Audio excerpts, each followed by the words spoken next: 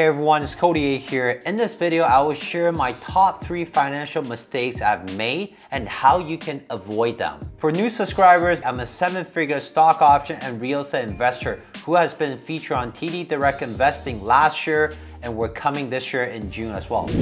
First mistake is spending 5 to 6 hours every night day trading the Asian market. Between 2015 to 2017, I was a project manager working full-time by Honda, putting in 400 to 800 hours of overtime every year. But that's not my only job. My second job at night is I will sit in front of my computer, spend 1 to 2 hours reviewing the news, and spend 1 to 2 hours trading the Asian market, and another 2 to 3 hours writing report. Right? And to be very frank with you, the first 3 to 6 months, I was actually losing money. And that time I have a coach, and she assured me that I will be losing money just to learn the lesson and all the psychology barrier. But once I start making money, am I making so great of a return that it's worth it to spend 5 to 6 hours every day? That's about 1,500 to 2,000 hours every year, right? That's probably not worth it, right? Comparing to what we're doing now with a said and done strategy, where once you learn it, you only spend about 15 to 30 minutes per week, right? So that biggest mistake is not so much of a financial mistake. I have to learn through all that to realize that, hey, this is not the way I want to live my life. This is not the way I want to spend my time, and this is not sustainable at all once I have a family and have more important things in life, instead of sitting in front of my computer making the same amount of money. Second, relying on real estate to generate me a consistent cash flow so that I can quit my 9-to-5 jobs. When I first got into real estate in 2016, I believe in the dream that when you own enough property that cash flow $500 to $1,000, then I can one day accumulate 10 to 20 property, then I can quit my job and live off those cash flow.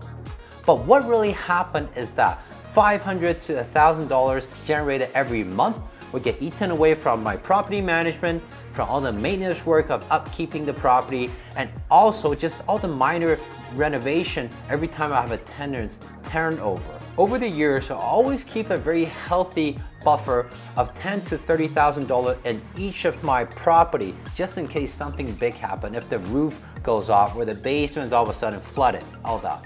And because of that, it takes me years to build up those buffer. Also, whenever there's a tenant turnover, then all those money basically get drained again, and I need to rebuild it again. So I never took out any single penny from my real estate investing portfolio based on the cash flow. I'm not bashing real estate. I am making a lot of gains from other ways, such as appreciation and such as mortgage paydown. But it's not from the cash flow where we can have 10 to 20 properties so that you can eventually replace your full-time income.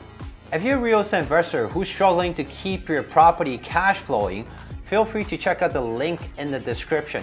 I share my said and done proprietary strategy on a 1-hour webinar, and you can learn from it. So before March 2022, I was selling options on individual stocks that are blue chip. These companies are what I want to own for 5, 10, or 20 years down the road. Basically following what Charlie Munger and Warren Buffett has been following, the value investing. But instead, I sell options on them so I have a chance to own it for a cheaper price. Now, you guys all know what happened during March 2022. The market pulled back, a lot of tech stock I own pulled back as well. And right now, all those long-term holds are still in the water, down anywhere from 10% to 30%, some of them even 50%, which is fine because I'm holding them for the long term. But when I invest in them, I was counting on to generate some dividend, which is paying, but they can cut a dividend anytime.